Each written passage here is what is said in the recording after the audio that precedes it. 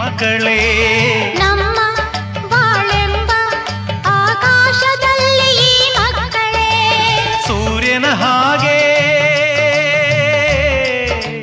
ಚಂದ್ರನ ಹಾಗೆ ಸೂರ್ಯ ಚಂದ್ರರ ಹಾಗೆ ಬೆಳಗುತ್ತಾ ಸಡಗರ ಸಂಭ್ರಮ ಮನಕ್ಕೆ ತಂದರು. ಮನೆಯೇ ಮಂತ್ರಾಲಯ ಮನಸ್ಸೇ ದೇವಾಲಯ ಮನೆಯೇ ಮಂತ್ರಾಲಯ ಮನಸ್ಸೇ ದೇವಾಲಯ. ದೇವರೆಂದು ಪ್ರೇಮ ಸ್ವರೂಪ ಪ್ರೀತಿ ಮಾತೆ ನಂದಾದೀಪ ಅರಿತು ಬಾಳಲು ಜನ್ಮ ಸಾರ್ಥಕ. ಮನೆಯೇ ಮಂತ್ರಾಲಯ ಮನಸ್ಸೇ ದೇವಾಲಯ ಮನೆಯೇ ಮಂತ್ರಾಲಯ ಮನಸ್ಸೇ ದೇವಾಲಯ ಮನೆಯೇ ಮಂತ್ರಾಲಯ ಮನಸ್ಸೇ ದೇವಾಲಯ ಮನೆಯೇ ಮಂತ್ರಾಲಯ ಮನಸ್ಸೇ ದೇವಾಲಯ.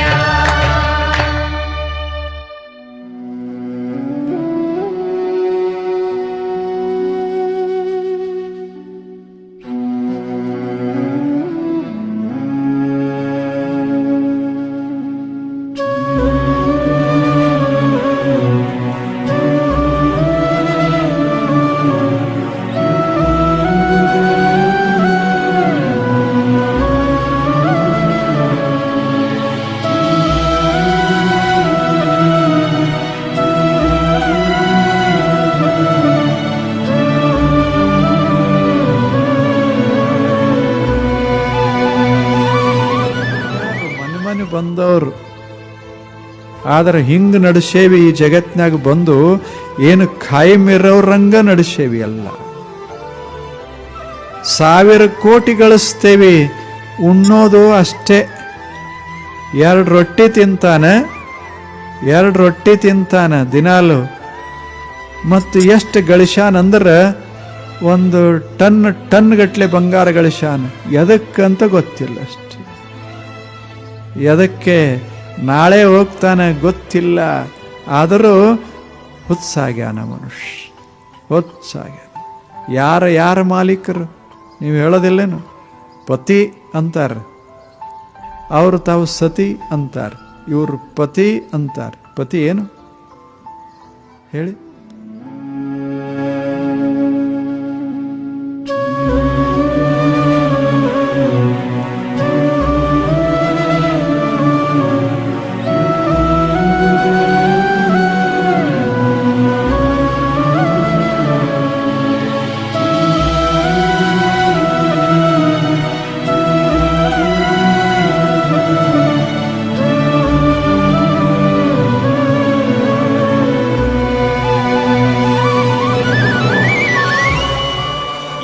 ಏನಿದೆ ಇದೊಂಥರ ಇಸ್ಪಿಟ್ ಆಟ ಇದ್ದಂಗೆ. ಆಡೋರಿಗೆಲ್ಲ ಗೊತ್ತಿರ್ತದೆ ನೋಡಿ. ಇಸ್ಪಿಟ್ ಆಟದಲ್ಲಿ ರಾಜ ರಾಣಿ ಪ್ರಜಾ ಅಂತ ಇರ್ತಾರೆ. ಇಸ್ಪಿಟ್ ಆಟ ಮುಗಿದ ಮೇಲೆ ರಾಜ ರಾಣಿ ಪ್ರಜರಿಗೆಲ್ಲರಿಗೂ ಒಂದೇ ಪಾಕೆಟ್ನಾಗ ಇಡ್ತಾರೆ. ಹಂಗೆ ಈ ಜೀವನ ಅನ್ನೋದು ಸಹಿತ ಒಂಥರ ಇಸ್ಪಿಟ್ ಆಟ ಇದ್ದಂಗೆ.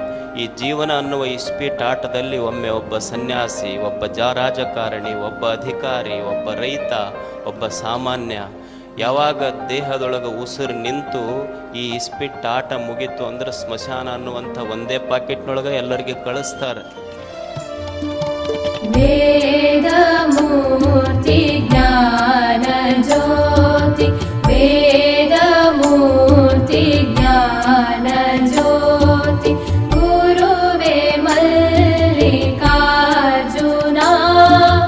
ಗುರುವೇ ಮಲ್ಲಿಕಾರ್ಜುನ, ಬೋಧರೂಪ ಮಹಾಯೋಗಿ, ಬೋಧರೂಪ ಮಹಾಯೋಗಿ, ಗುರುವೇ ಮಲ್ಲಿಕಾರ್ಜುನ.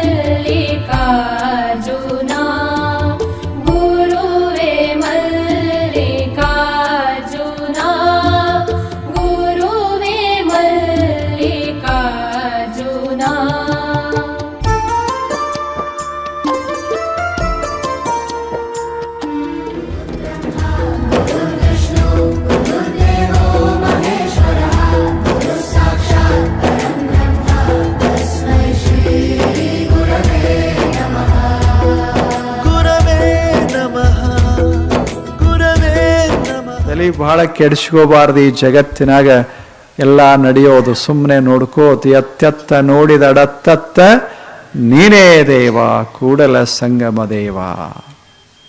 ಸರ್ವಭರಿತನಾಗಿ ಮುಖದೋರ ಚನ್ನ ಮಲ್ಲಿಕಾರ್ಜುನ. ಸುಮ್ಮನೆ ಚಂದಿರೋದನ್ನು ನೋಡ್ಕೋತ ಹೋಗೋದು, ಏನೇನು ಒಳ್ಳೇದದ ಮಾತನಾಡ್ತಾ ಹೋಗೋದು. ಇಷ್ಟ ಮಾಡಿ ಬಿಟ್ರೆ ಬದುಕು ಎಷ್ಟು ಅತ್ಯದ್ಭುತವಾಗಿ ಬಿಡ್ತದೆ. ಅದಕ್ಕೆ ಇಲ್ಲಿ ಬೆಳಕಾದ ಒಂದು 4 ರೊಟ್ಟಿ ಸಿಕ್ಕರೆ ಏನು ಆನಂದ, ಏನು ಆನಂದ. ಮತ್ತು 4 ತಿನ್ನಕ್ಕೆ ಹೋಗಿರಿ, 4 ರೊಟ್ಟಿ ತಿನ್ನೋ ತಾಕತ್ ಈಗಲ್ಲ, ಅದು ಹಿಂದಕ್ಕಿತ್ತು. ಈಗೂ ಹಳ್ಳ್ಯಾಗ ಕೆಲವು ಜನ ಅದಾರ, ಮಸ್ತ್ 8 ರೊಟ್ಟಿ ಕೈಯಾಗ ಹಿಡಿದು ಅದ್ರಾಗ ಒಂದಿಟ್ಟು ಪುಂಡಿ ಪಲ್ಯ ಇಟ್ಕೊಂಡು ಅದ್ರಾಗ 1-2 ಅವು ಮೆಣಸಿಕಾಯಿ ಹಿಂಗೆ ಹಿಡಿದು ತಿನ್ನಕ್ಕೆ ಹತ್ತಿದ್ರೆ ಈಗಿನ ಜನ ನೋಡಿ ಮೂರ್ಛಾ ಹೋಗ್ಬೇಕು. 8 ರೊಟ್ಟಿ, ಏನು ಖಾರ, ಏನು ಮಾತು, ಮತ್ತೇನು ಪುಂಡಿ ಪಲ್ಯ ಎಷ್ಟಿಲ್ಲ. ಇಂದು ಹೋಗ್ರಿ, ಹಬ್ಬ ದಿವಸ ಏನು ಸಿಹಿ ಮಾಡೋದಲ್ಲ, ಇವ ಮಾಡಬೇಕು, ಶಕ್ತಿ ಬರ್ತದದ. ಇಂದು ಹೋಗಿ ಮನೆಯಾಗ ನೀವು ಹೇಳ್ರಿ, ಇಂದು ಪುಂಡಿ ಪಲ್ಯ 8 ರೊಟ್ಟಿ. ಅವರು ಮಾಲೀಕರು ಏನು ಮಾಡ್ತಾರ, ಹಂಗಾದ್ರೆ ಬರ್ತೀನಿ ಅಂತ ವಾದವ. ಯಾವುದರ ಹೋಟೆಲ್ಕ್ಕೆ ಅಲ್ಲೇ ಇಲ್ಲೇ ತಿಂದು ಮಾಡಿ ರಾತ್ರಿ 12ಕ್ಕೆ ಬಂದ ಹೇಳಿ. ಹಂಗ ಬರಲಿಲ್ಲ, ಹಂಗ ತೇಲ್ಕೋತ ಮಾಡ್ಕೋತ ಮಸ್ತಾಗಿ ಬಂದು ಹಾಸ್ಯಾಗಿ ಮಲ್ಕೊಂಡು ಮುಂಜಾನೆ ಎದ್ದ. ಇಂದ ಹಬ್ಬ ಏನು ಅಂದ, ಹೋಗ್ಯದ ಹಬ್ಬ ಹೋಗಿ 12 ತಾಸು ಆಗ್ಯದ, ಈಗ ಹೆಸರಾಗ್ಯದ ನಿನಗೆ. ಏನೆಲ್ಲ ಮನ್ಯಾಗ ಹೋಳಿಗೆ ಮಾಡಿದ್ದೇವೆ, ತುಪ್ಪ ತಂದಿದ್ದೇವೆ, ತುಪ್ಪ ಎಲ್ಲ ಮಾಡಿದ್ದೇವೆ, ನೀವು ಹೋಗಿ ಕುಡಿದು ಬಂದೆಪ್ಪ. ಅದೆಲ್ಲ ಹೇಳಿ ಹಂಗೆ ಬದುಕಬೇಕು ಮನುಷ್ಯ, ಅನ್ನವಾಗಿ ಬರ್ತಾನೆ. ನೀವು ಬರೋಬ್ಬರಿಲ್ಲಪ್ಪ ಮನುಷ್ಯ. ಹೌದು, ನಾನು ಬರೋಬ್ಬರಿಲ್ಲ. ಇಷ್ಟು ಒಪ್ಪಿದ್ರೆ ಮುಂದೆ ಏನು ಮಾಡ್ತಾರೆ? ಹೌದು, ನಾ ಹಂಗಾದೀನಿ ಅಂತ ಅನ್ಕೋತ ಆದ್ರೆ ನೀವೇನು ಮಾಡೋರು? ಅವ್ರೇನು ಮಾಡ್ತಾರೆ? ನೀ ಹೇಳ್ದಂಗೆ ಅದೀನಿ ನಾನು, ನನಗೆ ಬುದ್ಧಿಲ್ಲ. ಹೌದು, ನನಗೆ ಬುದ್ಧಿಲ್ಲ. ನೀವು ಬಹಳ ಜಾಣರು. ಜನ ಏನ್ಯಾಕೆ ಭಾವಿಸೋಲ್ರ್ಯಾಕೆ ಅದಕ್ಕೆ ಹೂ ಅನ್ಕೋತ ಹೋದ್ರೆ ಎಷ್ಟು ಮಜಾ ಇರ್ತದೆ ಜೀವನ. ದುಃಖ ಅರ್ಧ ಕಡೆ.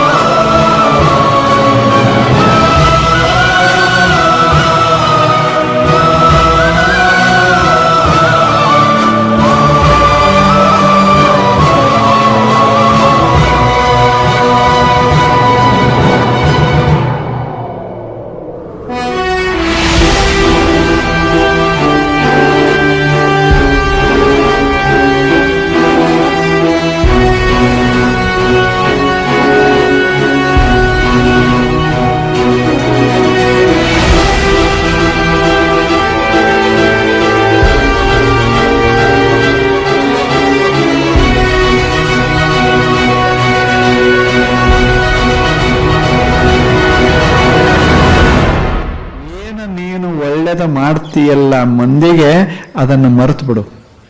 ನೀ ಆರಾಮಿರ್ಬೇಕಾದ್ರೆ ಏನು ಮಂದಿಗೆ ನೀನು ಒಳ್ಳೆಯದನ್ನ ಮಾಡ್ತೀಯಲ್ಲ, ಮಾಡಿ ಸಂತೋಷ ಪಟ್ಟು ಮರೆತು ಬಿಡು. ಎರಡನೇದ್ದು, ಯಾರಾದರೂ ನಮಗೆ ಕೆಟ್ಟ ಹಿಂದೆ ಮಾಡಿದ್ರೆ ಮರೆತು ಬಿಡು. ಮರೆಯೋದು, ಎರಡೂ ನೆನಪಿಟ್ರೆ ಜೀವನ ಕೋಲಾಹಲ.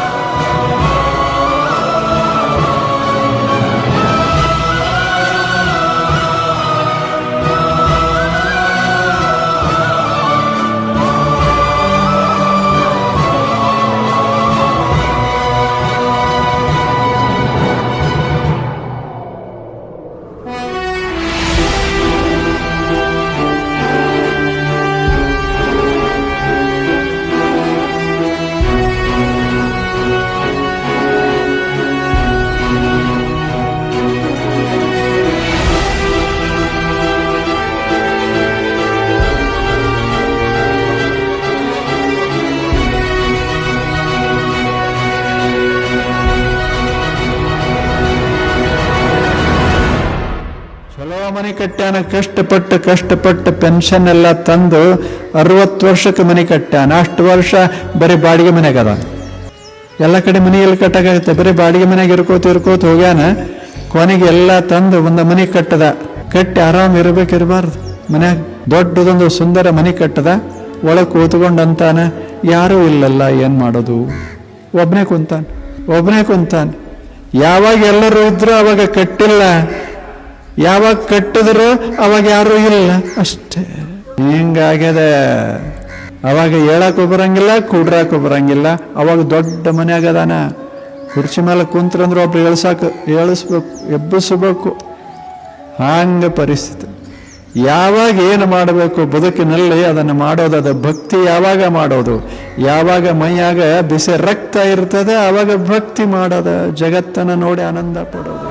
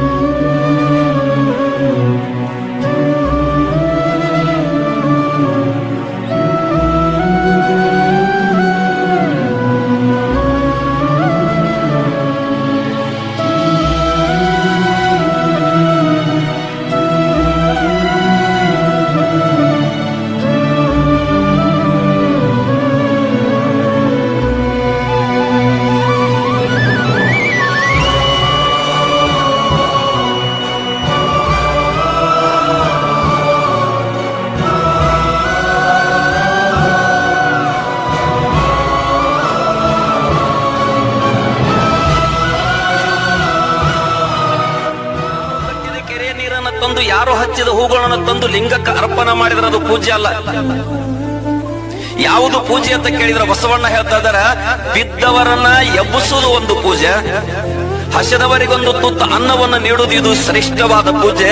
ಯಾವ ಮನುಷ್ಯನಲ್ಲಿ ದುಃಖದಿಂದ ತ್ರಸೆಯಿಂದ ನರಳಾಕತ್ತಾನ ಆತನ ಕಣ್ಣೀರ ವರ್ಷಿ ಸ್ವಂತಾನ ಹೇಳಿ ಡುಬ್ಬ ಚಪ್ಪರಿಸಿದ್ದು ಪೂಜೆ. ಇಂಥ ಪೂಜೆಗಳನ್ನು ಬಸವಣ್ಣರ ಕಾಲಿಡ್ಕೊಂಡು ಮಾಡೋದಕ್ಕೇನಿದೆ, ಇದೊಂಥರ ಇಸ್ಪಿಟ್ ಆಟ ಇದ್ದಂಗೆ. ಆಡೋರಿಗೆಲ್ಲ ಗೊತ್ತಿರ್ತದೆ ನೋಡಿ. ಇಸ್ಪಿಟ್ ಆಟದಲ್ಲಿ ರಾಜ ರಾಣಿ ಪ್ರಜಾ ಅಂತ ಇರ್ತಾರೆ. ಇಸ್ಪಿಟ್ ಆಟ ಮುಗಿದ ಮೇಲೆ ರಾಜ ರಾಣಿ ಪ್ರಜರಿಗೆಲ್ಲರಿಗೂ ಒಂದೇ ಪಾಕೆಟ್ನಾಗ ಇಡ್ತಾರೆ. ಹಂಗೆ ಈ ಜೀವನ ಅನ್ನೋದು ಸಹಿತ ಒಂಥರ ಇಸ್ಪಿಟ್ ಆಟ ಇದ್ದಂಗೆ. ಈ ಜೀವನ ಅನ್ನುವ ಇಸ್ಪಿಟ್ ಆಟದಲ್ಲಿ ಒಮ್ಮೆ ಒಬ್ಬ ಸನ್ಯಾಸಿ, ಒಬ್ಬ ರಾಜಕಾರಣಿ, ಒಬ್ಬ ಅಧಿಕಾರಿ, ಒಬ್ಬ ರೈತ, ಒಬ್ಬ ಸಾಮಾನ್ಯ, ಯಾವಾಗ ದೇಹದೊಳಗೆ ಉಸಿರು ನಿಂತು ಈ ಇಸ್ಪಿಟ್ ಆಟ ಮುಗೀತು ಅಂದ್ರೆ ಸ್ಮಶಾನ ಅನ್ನುವಂಥ ಒಂದೇ ಪಾಕೆಟ್ನೊಳಗೆ ಎಲ್ಲರಿಗೆ ಕಳಿಸ್ತಾರೆ.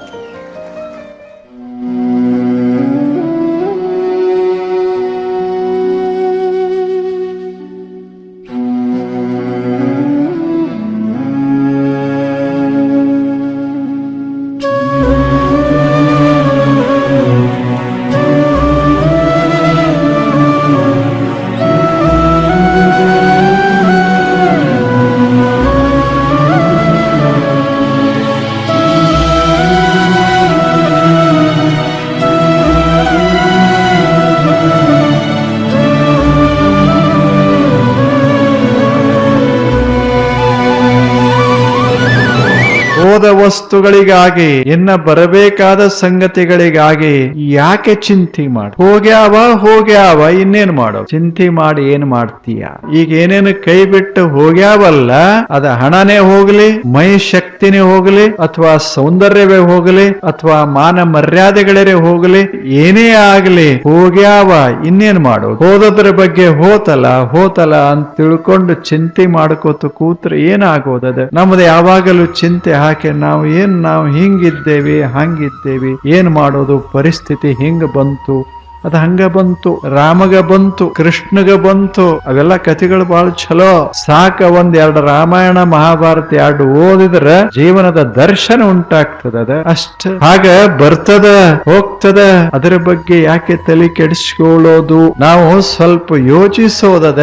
ಆ ಬಳಿಕ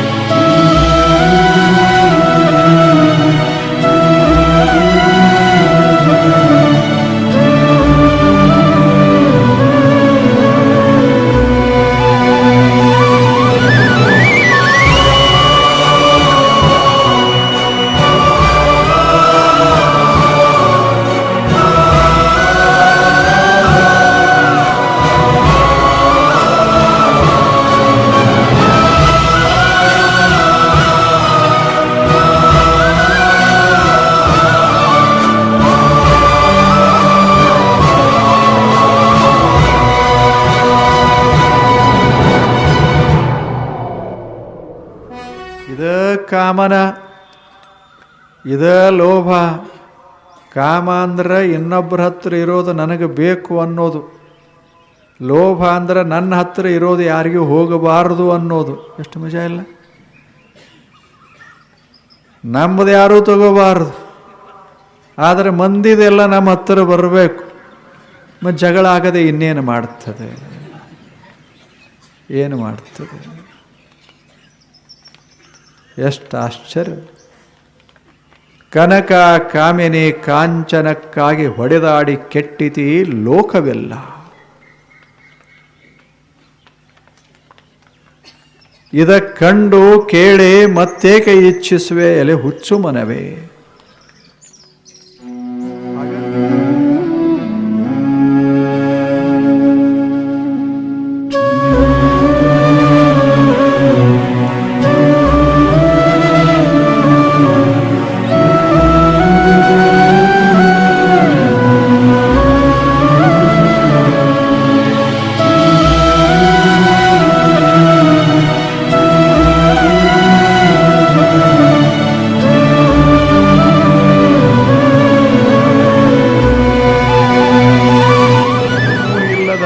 ಒಂದು ಪಕ್ಷಿ ಸಂತೋಷವಾಗಿ ಬದುಕ್ತದ. ಮನುಷ್ಯನೇ ಏನು ಕೈಯ, ಏನು ಕಾಲ, ಎಂಥ ಒಳ್ಳೆಯ ಮನಸ್ಸ, ಎಂಥ ಬುದ್ಧಿ, ಇಷ್ಟೆಲ್ಲ ಇದ್ದಾಗ ನೀನು ದುಃಖಿಯಾಗಿ ಯಾಕೆ ಬದುಕ್ತೀಯ? 1 ಇಂಚು ಭೂಮಿ ಹೆಚ್ಚಾದ್ರೇನು, 1 ಇಂಚು ಭೂಮಿ ಕಡಿಮೆ ಆದ್ರೇನು, 1 ಎತ್ತರ 1 ಫೂಟ್ ಎತ್ತರ ಮನೆ ಆದರೇನು, 1 ಫೂಟ್ ಕಡಿಮೆ ಎತ್ತರದ ಮನೆ ಆದರೇನು? ಮನುಷ್ಯನೇ ಬದುಕು. ಮತ್ತೆ ಮತ್ತೆ ಭೂಮಂಡಲಕ್ಕೆ ಬರ್ತೇವೇನು? ಏನೋ ಅಕಸ್ಮಾತ್ ಬಂದೇವಿ. ಏನು ಸುತ್ತ ಮುತ್ತ ಸುಂದರ ಭೂ ಪ್ರದೇಶ, ಏನು ಹೊಳೆ ತುಂಬಿ ತುಂಬಿ ತುಂಬಿ ಹರಿತಾ ಇದೆ. ಇಲ್ಲೆಲ್ಲ ಭೂಮಿ ಚಲೋ, ನೀರು ಚಲೋ, ಜನ ಚಲೋ. ಇಂಥದರ ಮಧ್ಯ ಯಾಕೆ ಮುಖ ಗಂಟು ಹಾಕೊಂಡು ಬದುಕ್ತೀಯ? ಆನಂದವಾಗಿ ನಗತಾ ಬದುಕು. ಹಾಗೆ ಬಾಳೋದನ್ನ ಕಲಿಬೇಕಾಗಿತ್ತು ಅಂದ್ರೆ ಸಂತರ, ಜ್ಞಾನಿಗಳ, ಶರಣರ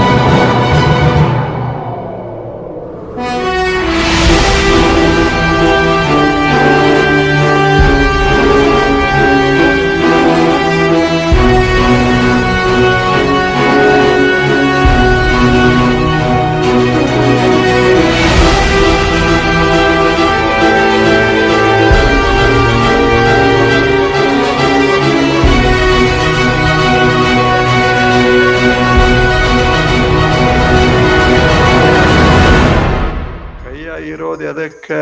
ಕೆಲಸ ಮಾಡೋದಕ್ಕ. ಕಾಲ ಇರೋದು ಎದಕ್ಕೆ? ನಡೆಯೋದಕ್ಕ. ನಾಲಿಗೆ ಇರೋದು ಎದಕ್ಕೆ? ಮಾತನಾಡೋದಕ್ಕ. ಹೇಳಿ. ಬೆರಳುಗಳಿರೋದು ಎದಕ್ಕೆ? ಮಸ್ತಾಗಿ ಮಣ್ಣಿನಲ್ಲಿ ಕೆಲಸ ಮಾಡೋದಕ್ಕೆ. ಎಷ್ಟು ಚಲೋ ಇಲ್ಲ? ಹೃದಯ ಇರೋದು ಎದಕ್ಕೆ? ಎಲ್ಲವನ್ನ ನೋಡಿ ಸಂತೋಷ ಪಡೋದಕ್ಕೆ. ಹೇಳಿ ಎಷ್ಟು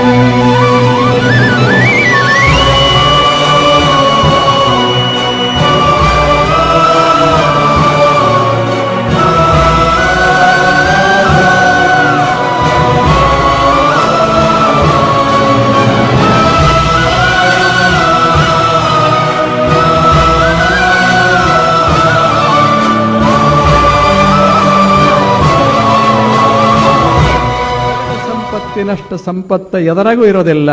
ನೆಲ ನಿರಂತರವಾಗಿ ಫಲ ಕೊಡುತ್ತದೆ, ಆದರೆ ಯಾವ ಸಂಪತ್ತು ನಿರಂತರವಾಗಿ ಫಲ ಕೊಡೋದಿಲ್ಲ. 1 ಟನ್ ಗೋಲ್ಡ್, 1 ಟನ್ ಬಂಗಾರ ನೀವು ಎಷ್ಟು ವರ್ಷ ಇಟ್ಟರು 1 ಟನ್ ಇರ್ತದೆ, ಇನ್ನ ಕಡಿಮೆ ಆಗಬಹುದು. ಆದರೆ ಭೂಮಿಯೊಳಗೆ ಒಂದು ಹಣ್ಣು ಇಟ್ಟರೆ 1000 ಆಗ್ತದೆ, ಲಕ್ಷ ಆಗ್ತದೆ, ಕೋಟಿ ಆಗ್ತದೆ.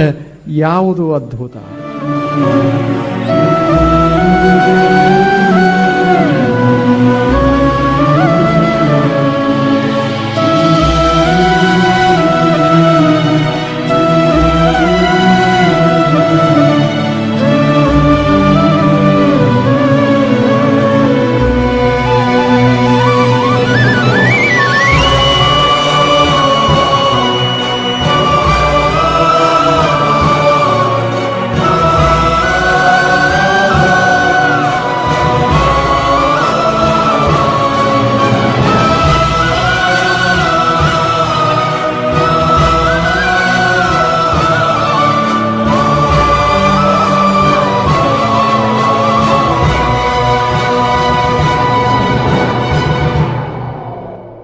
ಹೇಳಂಗ ಹೇಳು, ಕೇಳಿದ್ರೆ ಕೇಳ್ತಾರೆ, ಬಿಟ್ರೆ ಬಿಡ್ತಾರೆ. ಅವ್ರು ಬೆನ್ನತ್ತಿ ಹೋಗಬೇಡ. ಈ ಕುಡುಕರು ಒಬ್ಬರು ಬಂದರು, ಬಿಟ್ರೆ ಚಲೋಪ ಅಂತ ಇಟ್ಟ ಹೇಳೋದು. ಹಂಗದೆ ಎಷ್ಟ ನಾವು ಶಾಣೆ ಆದೇವು ಅಂದರೂ ನೀವು ಹಳ್ಳ ದಾಟುವಾಗ ನೋಡಿರಬೇಕು, ಕಲ್ಲುಗಳಿರ್ತಾವ. ಕಲ್ಲಿನ ಮೇಲೆ ಹಿಂಗೆ ಹೆಜ್ಜೆ ಇಟ್ಟು ದಾಟಬೇಕಾಗ್ತದೆ. ಆ ಕಲ್ಲಿನ ಮೇಲೆ ಹಾವಸೆ ಆಗಿತ್ತು ಅಂದ್ರೆ, ಹಾವಸೆ ಅಂತೀರಿ ಏನಂತೀರಿ? ಹಾವಸೆ ಹಿಂಗೆ ಮೆತ್ತಿತ್ತು ಅಂದ್ರೆ ಯಾರ ಕಾಲಿಟ್ರೇನು? ಯಾರ ಕಾಲಿಟ್ರೇನು? ನಾವು ಶ್ರೀಮಂತರು, ನಾವು ಕಾಲಿಟ್ರೆ ಏನೂ ಆಗುವುದಿಲ್ಲ ಅಂತಾರೇನು? ಶ್ರೀಮಂತರಿಗೆ ಮೊದಲದು ಬೇಗ ಕೆಡುತ್ತದ. ಅವ್ರಿಗೆ ನಡೆಯೋ ರೂಢಿ ಇರೋದಿಲ್ಲ. ಎಲ್ಲರೂ ಅದರ ಮೇಲೆ ಜಾರವ್ರೆ. ಬಹಳ ದೊಡ್ಡವರು ಜಾರ್ತಾರೆ, ಸಣ್ಣವರು ಜಾರ್ತಾರೆ. ಯಾಕೆ? ಅದು ಹಾವಸೆಗಲ್ಲದ.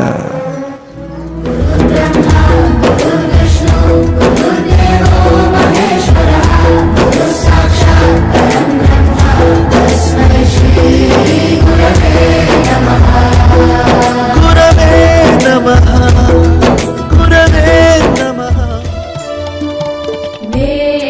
वेदमूर्ति ज्ञानज्योति, वेदमूर्ति ज्ञानज्योति.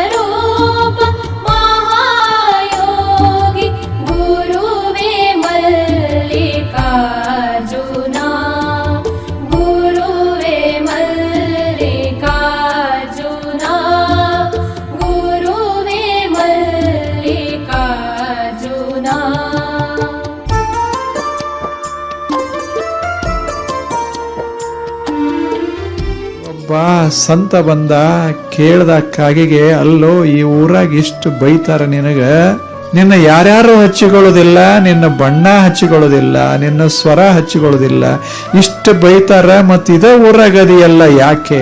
ಅವಾಗ ಕಾಗೆ ಹೇಳ್ತು, ಯಾಕದೀನಿ ಅಂದ್ರೆ ಯಾರ್ಯಾರು ಬೈತಾರ ಅವ್ರ ಮನಸ್ಸು ಎಷ್ಟು ಕುರೂಪಾಗ್ಯದ ನೋಡಾಕದೀನಿ ಅಂತ.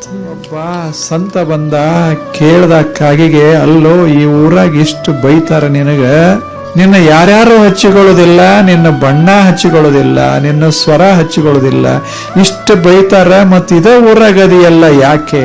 ಅವಾಗ ಕಾಗೆ ಹೇಳ್ತು, ಯಾಕದೀನಿ ಅಂದ್ರೆ ಯಾರ್ಯಾರು ಬೈತಾರ ಅವ್ರ ಮನಸ್ಸು ಎಷ್ಟು ಕುರೂಪಾಗ್ಯದ ನೋಡಾಕದೀನಿ ಅಂತ.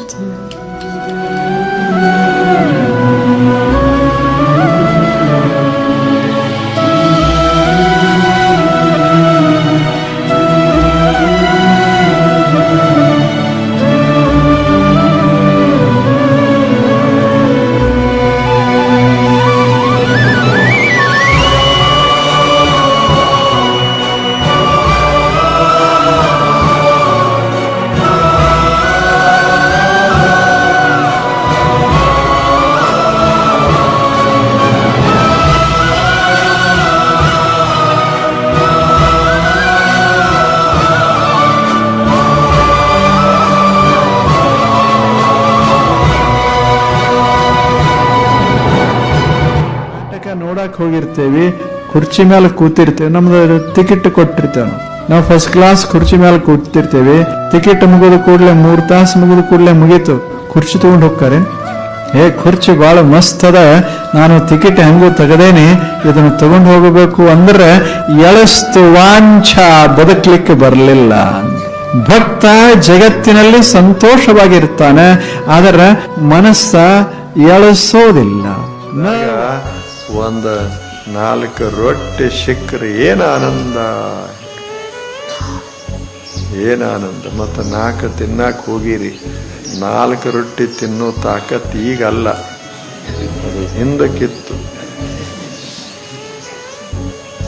ಈಗೂ ಹಳ್ಳ್ಯಾಗ ಕೆಲವು ಜನ ಅದಾರ, ಮಸ್ತ್ 8 ರೊಟ್ಟಿ ಕೈಯಾಗ ಹಿಡಿದು ಅದ್ರಾಗ ಒಂದಿಟ್ಟು ಪುಂಡಿ ಪಲ್ಯ ಇಟ್ಕೊಂಡು ಅದ್ರಾಗ 1-2 ಅವು ಮೆಣಸಿಕಾಯಿ ಹಿಂಗೆ ಹಿಡಿದು ತಿನ್ನಕ್ಕೆ ಹತ್ತಿದ್ರೆ ಈಗಿನ ಜನ ನೋಡಿ ಮೂರ್ಛಾ ಹೋಗ್ಬೇಕು.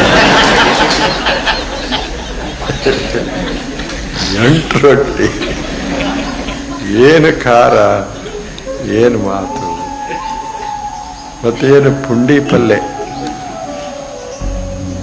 ಎಷ್ಟಿಲ್ಲ. ಇಂದು ಹೋಗ್ರಿ, ಹಬ್ಬ ದಿವಸ ಏನು ಸಿಹಿ ಮಾಡೋದಲ್ಲ, ಇವ ಮಾಡಬೇಕು, ಶಕ್ತಿ ಬರ್ತದ. ಇಂದು ಹೋಗಿ ಮನೆಯಾಗ ನೀವು ಹೇಳ್ರಿ, ಇಂದ ಪುಂಡಿ ಪಲ್ಯ 8 ರೊಟ್ಟಿ. ಅವರು ಮಾಲೀಕರು ಏನ್ ಮಾಡ್ತಾರ, ಹಂಗಾದ್ರೆ ಬರ್ತೀನಿ ಅಂತ ವಾದವ. ಯಾವ್ದಾರೆ ಹೋಟೆಲ್ಕ್ಕೆ ಅಲ್ಲೇ ಇಲ್ಲೇ ತಿಂದು ಮಾಡಿ ರಾತ್ರಿ 12ಕ್ಕೆ ಬಂದ ಹೇಳಿ, ಹಂಗ ಬರ್ಲಿಲ್ಲ, ಹಂಗ ತೇಲ್ಕೋತ್ ಮಾಡ್ಕೋತ ಮಸ್ತಾಗಿ ಬಂದ ಹಾಸ್ಯಾಗಿ ಮಲ್ಕೊಂಡು ಮುಂಜಾನೆ ಎದ್ದ, ಇಂದ ಹಬ್ಬ ಏನು ಅಂದ, ಹೋಗ್ಯದ ಹಬ್ಬ ಹೋಗಿ 12 ತಾಸು ಆಗ್ಯದ, ಈಗ ಹೆಸರಾಗ್ಯದ ನಿನಗೆ. ಏನೆಲ್ಲ ಮನ್ಯಾಗ ಹೋಳಿಗೆ ಮಾಡಿದ್ದೇವೆ, ತುಪ್ಪ ತಂದಿದ್ದೇವೆ, ಅರತುಪ್ಪ ಎಲ್ಲ ಮಾಡಿದ್ದೇವೆ, ನೀವು ಹೋಗಿ ಕುಡಿದು ಬಂದೆಪ್ಪ. ಅದೆಲ್ಲ ಹೇಳಿ ಹಂಗ ಬದುಕಬೇಕು ಮನುಷ್ಯ, ಅನ್ನವಾಗಿ ಬರ್ತಾನ ದೇವ. ವೇದ ಮೂರ್ತಿ ಜ್ಞಾನ ಜ್ಯೋತಿ, ವೇದ ಮೂರ್ತಿ ಜ್ಞಾನ ಜ್ಯೋತಿ, ಗುರುವೇ ಮಲ್ಲಿಕಾರ್ಜುನ, ಗುರುವೇ ಮಲ್ಲಿಕಾರ್ಜುನ, ಬೋಧರೂಪ ಮಹಾಯೋಗಿ, ಬೋಧರೂಪ ಮಹಾಯೋಗಿ, ಗುರುವೇ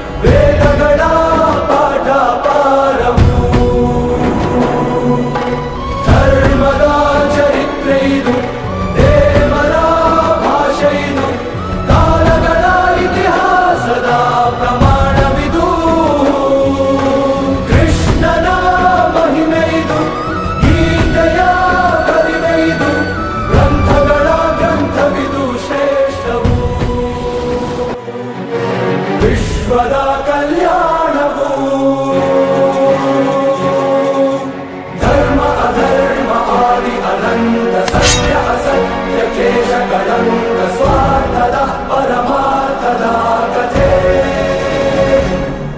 ಶಕ್ತಿದು ಭಕ್ತಿದು ಜನ್ಮಗಳ ಮುಕ್ತಿದು ಜೀವನದ ಸಂಪೂರ್ಣ ಸಾರವಿದು ಯುಗ ಯುಗದ ಕಣಕಣದಿ ಸೃಷ್ಟಿಯ ದರ್ಪಣದಿ ವೇದಗಳ ಪಾಠ ಪಾರವು ಧರ್ಮದ ಚರಿತ್ರೆ ಇದು ದೇವರ ಭಾಷೆ ಇದು ಕಾಲಗಳ ಇತಿಹಾಸದ ಪ್ರಮಾಣವಿದು ಕೃಷ್ಣನ ಮಹಿಮೆ ಇದು ಗೀತೆಯ ಕಲಿಮೆ ಇದು ಗ್ರಂಥಗಳ ಗ್ರಂಥವಿದು ಶ್ರೇಷ್ಠವು ಮಹಾಭಾರತ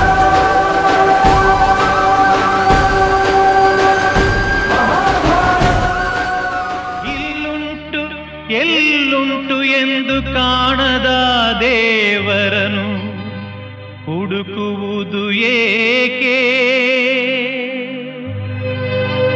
ಹರಿಯುವ ನೀರಲ್ಲಿ ಮುಳುಗಿ ಏಳುತ್ತ ಮುಕ್ತಿ ದೊರೆಯುವುದು ಎನ್ನುವ ಕಲ್ಪನೆ ಏಕೆ